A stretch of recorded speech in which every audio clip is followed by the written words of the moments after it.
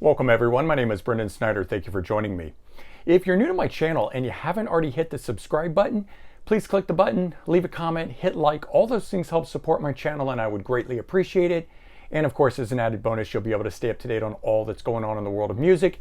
Just like this, we're going to take a look at the brand new LA Guns. It's called Renegades. Just came out November 13th of 2020. Interesting thing is, it is actually the 30th release by the band LA Guns. Now, of course, most people know there have been at least two versions of LA Guns floating around at different times. This is nothing different. This is a new version of LA Guns, different than any of the other versions that have been floating around before. I'll get to that in just a moment here. We all pretty much know the history of LA Guns, or the origin, I should say, of LA Guns. They formed in 1983. Tracy Guns left the band and joined Axl Rose to form Hollywood Rose, or he was from Hollywood Rose, I mean. Together they formed Guns N' Roses, and they did this combining their two names, so Hollywood Rose taking that and Tracy Guns, and that's how they got Guns N' Roses. And then Tracy eventually he leaves Guns N' Roses and he reactivates LA Guns. They signed in 1987 and eventually released their debut in 1988. And the band itself has had quite a varied history since that time going forward. And so the lineup has always been very fluid, members coming and going at different times, often being two versions of the band going on at the same time. So this version here features two original members of the band. You've got Steve Riley on drums. He's really running this. But returning, we've got Kelly Nichols on bass.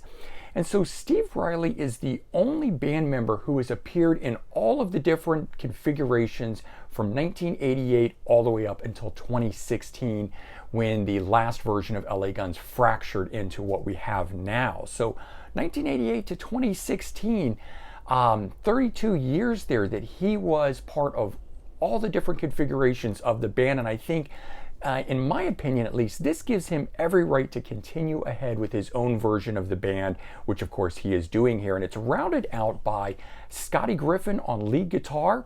And he actually played bass in an earlier version of LA Guns between 2007 to 2014. And then we've got, I believe I'm saying his name right, Kurt Frolick on vocals. He's sort of the new man on the block. He hasn't played in any incarnation of LA Guns before. And of course, the other version of LA Guns that's out there has original vocalist Phil Lewis and original guitarist Tracy Guns in it.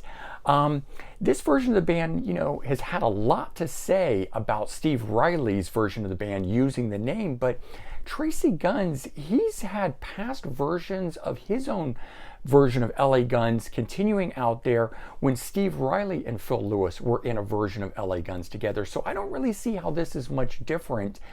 Steve Riley doing his own version, Tracy Guns doing his own version. You know, both versions have two original members of the band in it. Steve Riley's actually has a third member of LA Guns in the band. So Steve Riley's has more members of LA Guns in his lineup than Tracy Guns does in his lineup there. I mean, you know, if you want to get technical about it, kind of a thing. I've got nothing against either version. I see the more the merrier, as long as it sounds like LA Guns, plays like LA Guns, and looks like LA Guns, then in my opinion, it is LA Guns. And you know what this version of the band is doing here, it's not just some knockoff of the you know, capitalizing on the name of LA Guns. This, as I said, you know, Steve Riley, he spent 32 years of his life building the brand and the band name LA Guns, and I think he has every right to continue it. So this album here, Renegades, that I want to talk about, right away from opening track on here, to me it sounds like classic LA Guns. It's dirty, it's dangerous, and it's sleazy. You know, everything you want from LA Guns. What stands out to me on this is the production. One thing that had really bothered me about the other version of LA Guns is that their albums, the mix of them were very weak. The production was just very weak on those. And you know, admittedly, Phil Lewis's vocals alone is going to make it sound like LA Guns. But you know, this version here has got, you know, a very classic sound to it all its own.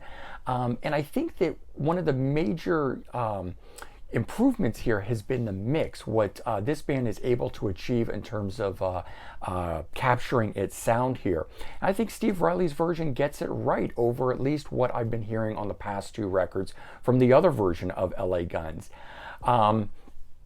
And I think the vocalist Kurt Frolick on here, he does an admirable job. While not as distinct as Phil Lewis, he does sing with the same conviction as Phil Lewis. And there's a lot of character in his vocals as well. Guitar-wise, Scotty Griffin is probably the biggest surprise. While Tracy Guns has been out of the band, the different versions of LA Guns that are without Tracy Guns have had a lot of really great guitar players come through the ranks who've, helped support the band and everything. And I think Scotty Griffin does an outstanding job, even giving Tracy Guns a run for his money at times. And it makes me kind of wonder, why was Scotty Griffin playing bass in the previous incarnation from 2007 to 14 when he's this good of a guitar player? In all though, the style of this, the attitude of it all feels like LA Guns to me, and I think it's worthy of the LA Guns name. Let's take a quick look at this. There's not much to the packaging, unfortunately. It's a very simplified, real standard cover. You can see the debut album there. They tend to use this logo a lot on their cover. It's called Renegades.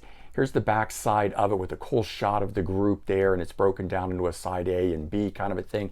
10 tracks on here. There's no booklet, unfortunately. This is just a single page like that.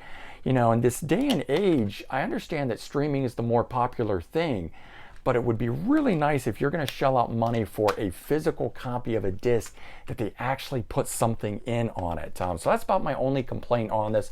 Otherwise, bottom line on this, no, it's not the classic lineup, of course not, but neither is the other version out there either. Both of them, I believe, are working hard. They're staying true to the original blueprint that was what the band originally was. I welcome Steve Riley's version of the band. I'm really happy that Kelly Nichols is returning. I would love it if they would get Mick Cripps back in the lineup as well. I think that would be really cool. But in the meantime here, you've got something that sounds, very down, dirty, sleazy. This is it here, and to me, it's very, very close to classic LA Guns, and definitely worth checking out if you're a fan of LA Guns or just hair bands in general. All right, I hope you guys enjoyed this, and if you did, please remember to leave your comments, hit the like button, let me know your thoughts. I hope everyone has a great day, and I'll talk to you all real soon. Bye-bye.